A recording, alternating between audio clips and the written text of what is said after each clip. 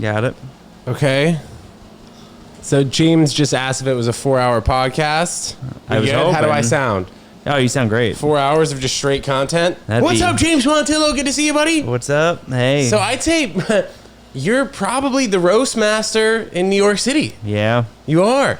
It's a lot of, All right, bro. savagery. So start us from the beginning. How you got into comedy? How you got into roast? Because I was even seeing clips of you at the stand, at the old stand. Yeah, this is years ago. So you've been around doing roast for a while. So talk about it a little bit. Well, comedy started. I had always been interested in doing it, and then a friend of mine quit his job one day, and he got blackout drunk, and he's like, "Hey, I want to do an open mic. This is my time to do it." And I didn't, I always had thought about doing it, so I decided to sign up. This was a Laughing Buddha open mic, terrible organization, but whatever. This was at the old, I guess the comedy shop now. It used to be the Village Lantern in the basement. Oh, okay, because they had the Laughing Buddha at, what was that one on 7th Street that they do now? Climate. Yeah, Climate the Lounge. old days. Did it, got hooked just right away. And this was like 6 years ago and just been hooked ever since. And was there, what was the transition really to getting into it full time and then also kind of finding your niche? Oh, it took a while. It took, my first 2 years, I pretty much only did open mics. That's all you do the first couple of years, just only open mics, just grinding, trying to get better. You're talking about doing it full time, like doing it every night pretty much. Yeah. I don't know if there was an exact moment. I love making people a little bit happier, which sometimes I don't do. Sometimes I make their nights worse. But when you can make them good, it's good. Right. But just going from the open mics, which you started doing, were you doing it almost every single night? Oh, pretty much, yeah. I used to do the Climate ones, the Lantern. The stand used to have, the old stand used to have mics. Maybe they still do. No, they still do. I remember seeing one. I was there on Wednesday night. I opened for Matt Friend. You familiar with Matt? Yes, I've heard of him. Okay, yeah. so I was hosting a show, and then like before, I was trying to get into the room, the upstairs room, and it looked like they were having an open mic. I think they have one. If you guys are interested, like 5:30 p.m. on some weeknights at the stand. I'm not so familiar which nights in general, but that's like what James was talking about in terms of like getting into comedy, putting your foot in the door. How did you get into roasts? Oh man, the same comic who I started with, he actually quit. You're still going strong. Still going strong. He is he's like married now. He has kids and a house. He's a real loser. Dude, that's crazy how like some people would be like, oh, he's living the dream, or like comics in our stance would be like, oh, the grass is greener. He's not making the grass is greener where you water it, James, as you know. He's not making $20 a night Dude. hosting. What is he? Dude, what do you mean $20 for fucking 10 minutes, man? Doing good. Oh, so he challenged me on a podcast. I don't remember what podcast. Like a live. Like, imagine someone calling into this and just challenging. Yeah, I want to make sure that we can see your face. Just on the. That's the worst camera. part. Everything else is fine. What, of the face? Yeah. Straighten it out a little bit. A little straight. No, not your neck. The mic. Oh, like that. Kind of like that. Let me see. Yeah. All right, we're good. We're good. And we do the roast, and I didn't know anything about. Oh, sorry. Okay, keep going. Keep telling us the story as I didn't know anything about them. I didn't know much about roast, and I just totally destroyed him. He bombed. I just killed him, and ever since then I've been. And then my second roast was against Maddie Smith, who's like, she doesn't do roast anymore, but she was like the best of the best back in the day. And she's like obviously she's a great successful comic now. She's been on TV, but we had our second roast against each other, and I did pretty well. And then I'm kind of like, I just want to do this a lot. And then I started producing it a couple years at New York Comedy Club. And then actually last night was our 7-year anniversary show. I haven't been involved for that long, but it was the show's 7-year anniversary. So that was nice. A lot of fun. And you pitched it to a comedy club just to bring like a specific show? No. New York Comedy Club had already had the show. It started in L.A., the L.A. Roast Battle, and then came to New York, and they'd been doing it 2 years, and then the owner of New York Comedy Club Emilio asked me to start producing it. And you've been doing it for 7 years now? Not me personally. I've been doing it for 4. I've been producing it. What has been the most memorable roast battle? Oh, my goodness. Of mine or just... I think in general, when you were there, if you were a judge, somebody else was a judge, it was fun. Or there's a battle, quality. You could probably look it up on YouTube. I could send it between Mia Faith Hammond and Jess Clayton. Jess Clayton, I think, isn't doing comedy right now. Mia Faith Hammond still is. Probably the best roast battle I've ever seen. In terms of it was just perfect. The back and forth was perfect, top to bottom. It kind of sounds like an obscure battle looking back at them, because none of them, I mean, they're both very funny, are like superstars, but like I gotta send you this. I mean, I don't know if we could pull up clips or like how you do that, but if we could add it in, it was the best battle I've ever seen. Okay, I'll put the link right here. James, you'll send me the link. Yeah. But in terms of roasts, is it normal, or I see kind of for the most part that comics have their phone with them on stage? Sometimes, yeah. I mean, for the New York Comedy Club ones, they're 13 jokes, so you're probably, it's easy to forget one. It's easy to slip up. But if you're a judge for one, let's say, and somebody doesn't bring up their phone and somebody does, do you guys judge them on that or no? It depends how much they're glued to the phone. If they're really looking at it and reading it, it's not as good. But if they kind of glance over, it's fine. But as long as the jokes are delivered good, it's not a big deal. Because I feel like some comics would just feel pressure to not bring up the phone. Yeah. And then it ultimately would potentially not go well for them if they only remember like 9 out of 13 jokes. And 13 jokes is a lot to remember on the fly. Yeah, let's put it this way. It's much worse to forget a joke than to read off your phone. If you just stumble, in LA, they're more strict on it. They don't like the phones. Well, but do they do less jokes? 5. Okay. So 5's a little 13's easier. 13's a lot. Yeah, 5 you could kind of, it's a little easier to remember, but 13's a ton. So is there anyone in particular that you participated in when you roasted somebody? What do you mean? Like, where you were the actual person in the competition, meaning and you weren't the judge? Like a roast battle that you thought went really well yourself, personally? Oh, yeah. Me and Matt Broussard had a great one about a year ago. He's one of the best. He's great. Man. So you've also been hosting a lot of other shows. Yeah. I just recently started hosting a lot. Which I enjoy. I don't mind it. There is something fun about hosting because you could kind of try more of your new material. I find hosting is good. If you do well, great. And it's a good opportunity to kind of try new stuff. And I don't know. I enjoy it. How much time are you comfortable with on stage now? Like, just going up there and being like, all right, James, do as much time as you're comfortable doing. Yeah, I mean, a half hour. I mean, I did my first half hour back in February, which doesn't sound like a big deal, but did you release it? Yeah, it's on YouTube. We could do the link for that. All right, we'll put the freaking link right here too. Trying to, I'm in the process of making it an album and that whole thing, but that's a whole nother animal. And that's a lot. It's a long process. Making it an album, how would you do that? Changing it from you basically got to get the audio for every joke or every bit, and then label it, and then get it on Amazon. It's like a whole process. But it would just be editing the current video that you have, or you do it again. No. You edit what you have already. So I've never done a half hour before that. I always knew I had it, but I wanted to see. Let me go up there and do it. So that was fun, and the fact that it was a good 30-minute set was good. Dude, also, where are the White Claws? You were like, I'm bringing White Claws. We're getting rowdy. Fuck. Dude, thank God you didn't bring White Claws, because I know you would have pressured me to like take a sip. And I would have been miserable the rest of the day. Yeah, I don't really drink so much. You don't drink? Not really. Well, I haven't eaten today, so it would have been a nightmare. I basically am sober now. I've really cut down on drinking, and it's the best. How has that affected you? I'm definitely better on stage, not drinking. Do you? Oh, you drink before shows usually? I used to, no more. And is it like I'm trying to be 100% sober. It's like a morning thing that you don't feel well, or is it like morning? When I'm drinking, I get very anxious. I get kind of upset.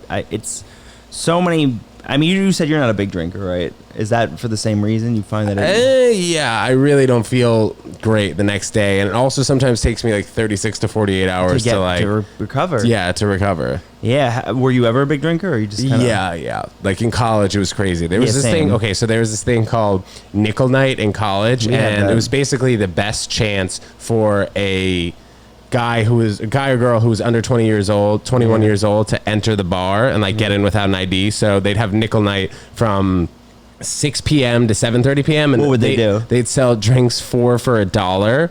So you'd go in, you try and get in as early as possible. I'd have like 8 drinks within the first 30 minutes, and I'd be passed out drunk, like with my shoes on, lights on, in my dorm at 8:30 p.m. Wow, like, that's the kind so of you were drinking like I was doing. You were like an early. You would go to sleep early. Yeah, dude. And I was also like a nightclub promoter. I was doing that like 6 nights a week. Where did you go to school? I went to school in Manhattan, professional children's school. I went there for tennis, and then like I spent my summers in New York City. Yeah. And I ended up going to college at UConn, so it was like a huge party school, and I played tennis there. Nice. Yeah, so college, I did a ton of drinking. I think it will last me the rest of my life. Same. I mean, we would start, especially senior year. I don't know what it was about our senior year. Where'd you go? Quinnipiac. Oh my God, no way, bro. Another big drink. Not too far. No, dude, we used to play you guys in tennis and beat you. Yeah, we were pretty bad. But a big drinking school. Just but our senior year. Beautiful campus. Yeah, it is. Our senior year, I think like the first 27 days, we had like a countdown. We would just get fucked up. It was literally like the first month in a row. And then one day you're like, I got to take one night. It's like crazy. It's like military school, not actually. Like nobody can drink like that when they're 30 years old. No. But then when you're 21, 22, 23, even 24, 25, you can still do it. You still slug them back. 4+ drinks a night and you're good, ready to go drink the next night easily. Even playing sports, it was easy. You got that hair of the dog. Like you're hungover. What are you going to do? You don't want to be hungover, so you just drink again. Do you feel like hair of the dog works when you're older-ish, like our age, like 20s or like 30s? I mean, yes, but I also think so? But I think that's also called alcoholism. Yes, when you just drink. It's poison, man. It's crazy. It's so socially acceptable. It's fucked. People will ask you, you're not drinking? What, are you sober? You don't drink? People don't say shit when people don't smoke weed. Yeah, and I made a pros and cons list like a week ago. There were like 20 cons, maybe one pro. Do you have it in your phone? No, I wrote it down. But it's just like the cons were like anxiety. Drinking. Not sleeping well, feeling like shit the next day, fighting with people, sending crazy text messages, being bad on stage. That was like 6 of them. Throwing up. I threw up on my birthday. For the first time in a while. You ever throw up from drinking? Yeah, it's been a little bit. It's the worst. But that's crazy. You get the spins, you throw up, then like you slowly get back to normal. Your friends are like, give him bread. Yep. Those were like the top 7 cons. Give him some pros. Bad for your health. 8. Give some pros. The pros like kind of fun for an hour. That's it. Well, you know what I'll do sometimes? I'll drink a little bit just to get buzzed, like just a little, like 2 drinks maybe, and then stop. How do you feel the next day, though? Fine. If you do that. Yeah, if you have 2 drinks. Yeah, I think it's just for me at this point, I'll go like 4 to 6 weeks with not drinking, and then I'll try 2 or whatever, and I'm wasted. I feel great. Yeah. But then the next day, I don't feel so great. Yeah. So you're trying to be sober for good? I mean, I smoke a lot of weed. I don't know if you can smell it in here. Somebody smoked. It wasn't me. I consider that being sober, though, even if you smoke weed. Yeah, well, I mean, I do it enough, though, to consider it not being sober, though. Like, okay. I do it every day. Are you like a wake and bake type of person? Not like wake and bake, but like within the first few hours of being awake, I'll bake. Yeah. So I'm not much of a day smoker. Like, I'll smoke at night before bed or like at a party. I'm not much of You don't smoke like before stage or anything like that? I used to drink and smoke at the same time. Which wow. And then go on stage? No.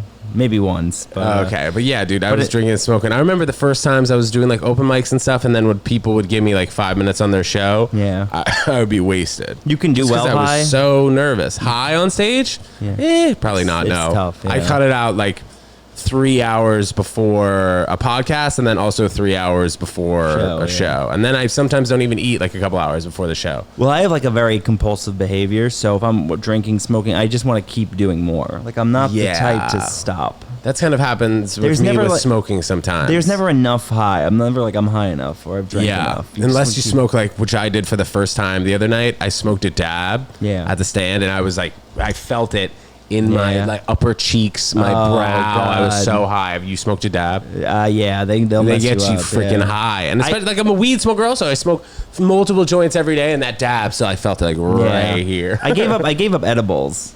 Okay. Edibles, just because it's hard to monitor. It's just you can't, and then the person could lie to you about how much stuff is in it. Or the person also might not even know how much stuff it really is. Yeah. You know, like the people selling it on the street are just doing a mixture. Like at least now in a place like California or maybe New York where edibles are more regulated, you can kind of find out what actually your tolerance is. Because if people are doing 10 milligrams plus of like an edible and they don't smoke, they will be high AF, especially if it's from like a medical grade place. And I got tired of convincing myself I was going to die every time I took an edible, which like there were times where I'm just like, I know in my head, I'm like, I know no one's died from edibles. I'm going to be the first. And I've convinced myself so many times. I remember one time my friend had like weed, the candy, just the weed candy pick. I didn't know how much. You just kind of pick at them.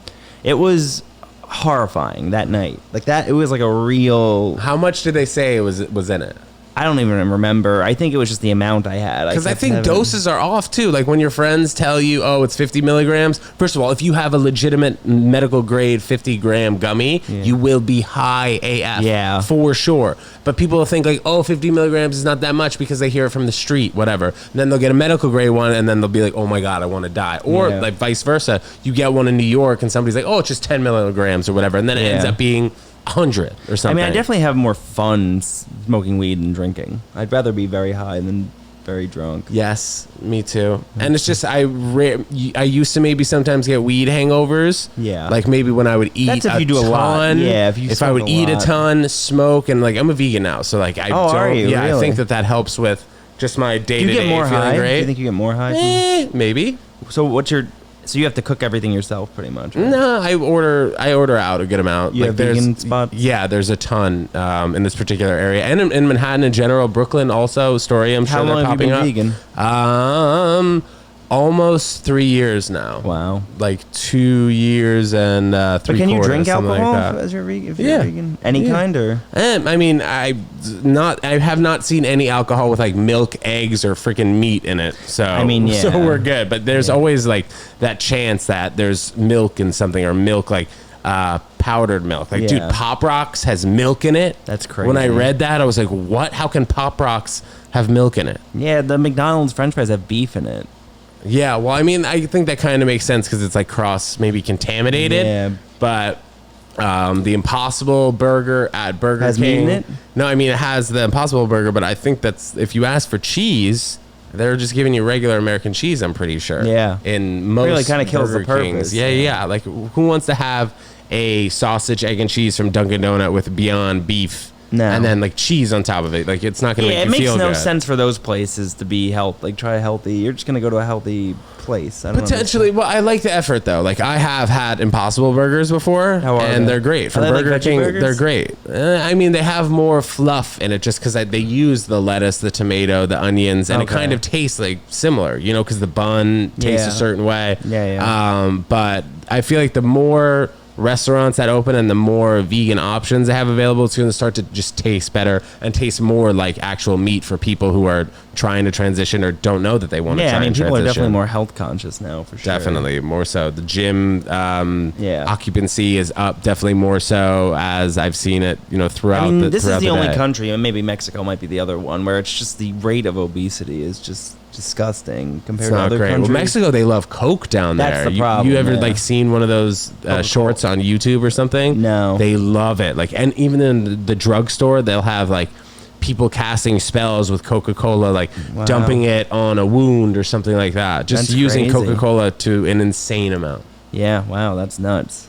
Yeah, so I mean, for the most part, people are going to slowly, I think, turn over the vegan leaf. It would be great if this became a healthy country. Are there restaurants near you? You live in Astoria, right? Yeah. Near you that are vegan or like turning that way? Yeah, there's a couple. There was a couple that are close, vegetarian, or at least the options. At least provide the options. Yeah, the options are definitely coming through. How long does it take you to get to comedy shows from Astoria if it's not in Astoria? I drive. So, oh, wow. You have a car? Yeah, not today, but... okay, and you parking on the street? Yeah, which is a nightmare. It's a pain in the neck, but it beats the subway. I mean, I live in New York, so I haven't taken the subway in like 3 years. I just hate it. They're not making any effort to clean it or fix it or anything, and it's just, it's gross. So when the pandemic hit, you kind of were done? That was it, yep. That was it. And again, other countries, they don't have that. Like Japan has a very good updated metro system. A lot of countries have But I've seen videos in Japan though where they have those guys with sticks and they try and put in as many people as possible. Yeah, because everyone wants to go. Everyone wants to go on it. That's why. I mean, when you don't have people like homeless people. I mean, a friend told me a homeless person shit on the subway. It's really bad. That's not great, and not in the toilet. No, they don't even have them. They don't have a toilet. It's tough. Also, like finding places to go to the bathroom in the city is tough. That should be easier. We should have nice porta potties every mile or something like that. You gotta go and you gotta buy something. You gotta like go to a place. Yeah, dude, exactly. Or I was thinking, you guys can actually steal this idea. Just give me credit. Yeah. Somebody make an app, and then all the restaurants and then all the stores on the app say how much it's gonna cost for them. Just like a quick thumbprint of it's going to cost $1.99 to go number one in this particular Dunkin' I think Donuts, it's something ridiculous. like People that. shouldn't charge. If I owned a I restaurant, mean, but wouldn't charge. that's the city we're living in. People don't allow you to use the restroom unless you buy something. That's crazy. Even McDonald's, they have the codes on the door.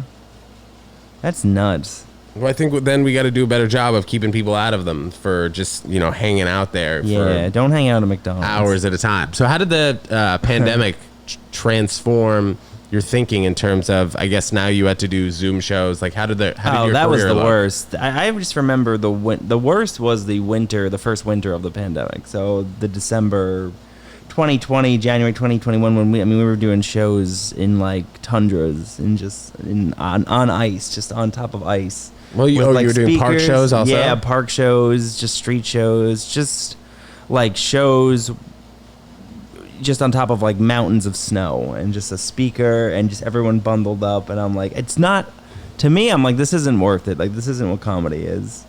How was the attendance at some of those shows? Scary good. Yeah. Because people just wanted to get out. They were in their house literally all day. That's it. I mean, that was the worst. The winter of I was doing a lot of cocaine at that point. Just 'cause there was nothing else. And I quit. I think cocaine's something I'll never do again. I don't know if you've ever done it, but it's a very serious drug. I have. What was the moment that you were like, wow, never again? You want to talk about feeling bad the next day. There's nothing like a cocaine hangover. I've heard Molly is pretty bad. Yeah, I've Molly. done Molly maybe once or twice years ago, though. I did it once in college. Very bad come down. I mean, you just think of like a video game character when you're just all your energy's depleted. When you just have like nothing. Like it just sucks everything out of you. It's scary. Yeah, the come down's really Like bad. cocaine you were talking about? Very similar. Yeah. A lot of people commit suicide on the cocaine come down. It's that bad. And then, fentanyl has been like a huge That's concern another thing, recently. Yeah, fentanyl. Weed's the way to go, guys. Now that it's legal, have Safe. a little gummy, 5 milligrams, test it out, have a bite. Of everything you could do, alcohol, weed, coke. I think weed is the number one. Yeah, like if you have a child and you're like, what would you rather them do at that particular party? Have 2 drinks or take a puff of weed? Yeah. Or those things probably similar in terms of head feeling. Gotta have the puff. And whatever it is. So, James, now Love the that puff. summer is definitely a brewing, do you have anything exciting coming up or stuff you want to plug, whatever? Going to Chicago next week, doing some shows there. Oh, nice. That'll Where be you fun. staying? The Lincoln Lodge. I'm doing the Laugh. I'm just getting a hotel. The Laugh Factory. A couple other shows I gotta look up, but that'll be fun. Have you been to Chicago? Once I did like a mic there years ago, but not really for comedy. But it's a very good comedy city. Was it during the winter when you went last time? No, I think it was the summer. It was right before COVID, so that was good. There's some good comedy cities out there. And I've seen you've gone down to Jersey a little bit too. Atlantic City, yeah. AC Comedy Club is a good spot. Oh yeah. It's pretty nice. When you go down there, do you spend the weekend there? No, I'm not a huge gambler, and that's really all there is to do there. Yeah, I'm not really such a gambler too. No, that was another thing I used to do. I used to do sports betting and another thing, and just had to So quit. you've had a ton of vices in your I'm at the point, your short life. Yeah, it's weird because I'm at the point now at 30. I just turned 30. I'm trying to figure out what to do with these vices, to just give them up totally, or do them once a week, or do once a month, or I don't know the best way to figure it out. Are you able to do it once a month? Some of it's harder than others, yeah. So it is weird. It is like trying to figure out, should I cut this out totally or do it a little bit? Do you bite your nails? I do, a lot. I do too. Yeah. I think it's just also like another strong-willed thing that you just have to think about all the time. Because like when I'm at the gym, I'm picking my nails. If I'm thinking about, I don't know, potentially eating, I'm biting them. Yep. Whatever it is, it's just always like a nail thing. It's so weird. So many people do it. Yeah, I've been meditating a lot. How do you do that? I just put my headphones on. I have a couple tapes I listen to, and I just let it go, and it's really good. Do you close your eyes? I do, yeah. I meditate on the Uber ride over here. Yeah. Interesting. What is it, like rain sounds? No, it's a guide. I do guided. And you have a specific guide? I have a couple different ones, yeah. But it's really good for you. It's really good. What is it, through an app? I do it on YouTube, but there is an app called Headspace where you can meditate. It's changed a lot for me. Really? Calm me down. How often do you do it? Every day. And how long is it? I'll try to do 3 20-minute sessions. Yo! I'll try. Sometimes I That's don't. great. Sometimes, not every day, but sometimes I'll take a nap And in that nap, I'm just like, all right, I'm going to go lay down. And I'll just close my eyes. I put those little blinders on. And then I'll just like kind of fall asleep for 20 minutes. Yeah. But it is peaceful. And I usually wake up feeling refreshed from it. Yeah, I do it when I'm falling asleep, and it gives you a really good night's sleep. But it's great meditating. It's changed me a lot. Was there a reason that you started to do it? Like you heard it from someone? I just want to be less anxious. Basically, the science behind it is that the breathing slows down the brain waves, so you're not thinking all these different things. It just kind of slows, let you processes everything at once, let you be more present. I'm trying it right now, bro. What is it? In through the nose, out through the mouth? In through the nose for 4 seconds, hold it for 2, breathe out for 6. That's the most optimal way to do it. You could do bigger. You could do a real hearty breath in and hold it, and then for like 6 seconds you let it out. But just imagine that for like 20 minutes. You ever fall asleep doing it? No, I've gotten pretty tired doing it though. You do get tired a little bit. But then as soon as you're done, you're like back to normal. Does the guy's voice wake you up though, or like keep you awake? No. But once it's done, it's not like you stay tired. Like you're back to normal. Interesting. You use white noise to fall asleep? No, I use sleep. It's like a sleep meditation video. It's just basically like everything's gonna be fine. You're doing fine. This and that. Is it a YouTube thing also? What? A YouTube thing also? Yeah. You watch it or listen? I listen to it. All right, what were you gonna say? I've had anxiety problems for years, so that seems. But I'm sure the drinking is helping, man. No, I mean the not drinking. Excuse me. I'm sure the not drinking is helping. Well, the drinking definitely is bad for anxiety. Definitely. I mean, I would just get drunk, especially in college, and just like pick fights, like just pick arguments with people for no reason. Yeah, man. Just like the littlest thing. Like you never really hear that from people who like smoke weed. Like people who are smoking weed rarely ruin the night, I guess. Unless they get too high and then they just are in the corner not talking to anyone, not bothering anyone. Yeah. I mean, doing both at the same time is really bad because one's an upper, one's a downer. Do you eat a lot of meat? Not a ton, no. That also, I have heard that like if you eat a ton, it also raises your blood levels. But I don't know, people probably be pissed at me for saying that. But like, there's a lot of science on having a clear thought process and having your like blood waves clear if you're not eating meat. Yeah, well, diet definitely is tied to mental. Yeah, sunlight. I don't day like today going out in the sun is actually really good for you. It just depends how freaking long you're going out in the sun. Yeah, too hot's no good. But. So what's on tap for tonight, man? What are you doing? Tonight we have our show in Astoria. Me and Derek Humphrey are running a one-off at Grove 34.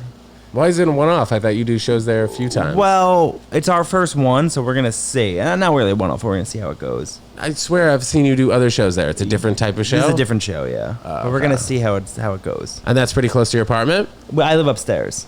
Oh, no way! So it's super simple, yeah. Let's go! Yeah, so it's easy. That's great, man. So it's a pretty good lineup, and we'll see how it goes. I don't know, the heat wave I don't know if it's going to affect attendance for comedy. It doesn't seem like it has been. No. Do you have good AC? Yes, we do. Yeah. I think that's a good plug also from now for like the next 3.5, 4 weeks. Yeah. If you're doing shows like that, just be like, we have a sick AC system also. Oh, and I never even thought of that. Yeah, I think that's also a good plug. Come in, enjoy the not freaking heat wave inside, something like that. So besides going to Chicago, you have anything else exciting coming out? No, I've been making a lot of TikTok videos, making some Instagram reel. You ever make your own stuff, kind of? What do you mean? Like just your own short videos? I mean, all the stuff I do. Yeah. Yeah, that's fun. I've learned like editing. I'm learning editing. Yeah. For those types of videos, and it's fun. Yeah, man. In terms of like whole production stuff, I've learned so much just kind of doing everything myself for the most part. Yeah. Like I didn't know how to use this road board for so long until I was forced to after like the first guy who I was doing the podcast with kind of left after like the first 60 episodes. My buddy Pat Charmel, who I went to college with, and then Peter Moran, who I love Peter. Yeah, I love Peter. You were doing it with him? Yeah, so he from episode like 70 to episode I think like episode 100, he was co-hosting this with me. Okay. But since then, it's just been your boy doing it. Yeah, Peter's. So it's been fun, man. Yeah, it's been great. James, man. So if it's cool with you, I think we're gonna wrap it up right now. But shout out your Instagram. Shout out where we can find you, and we'll put it right here. It's at Pontillo James is the Instagram. I think I don't even know. And you can find me on Twitter at Pontillo77. I'm on TikTok under the same name. Love TikTok. Are you on TikTok? Yeah, dude, I love TikTok too. It's the best. I It's don't know just why. so unpredictable though. Sometimes I love it stresses me out. I love it. Well, look, the thing I always tell myself is even if a video bombs, just do another. You just keep doing them totally, until man, they totally. hit. Yeah, exactly. Like the amount of videos I put on TikTok, it's been thousands. Because Yeah. there was a long period of time, probably like I'd say 3 to 5 months, where I was just putting 3 videos up a day. Yeah, Now yeah. I just try and do like one really good one. Yeah. Stuff like that. For sure. Cool. Love James, it. thank you so Thanks much for again. coming on the podcast. Guys, thanks for tuning in. We'll see you next time. Peace.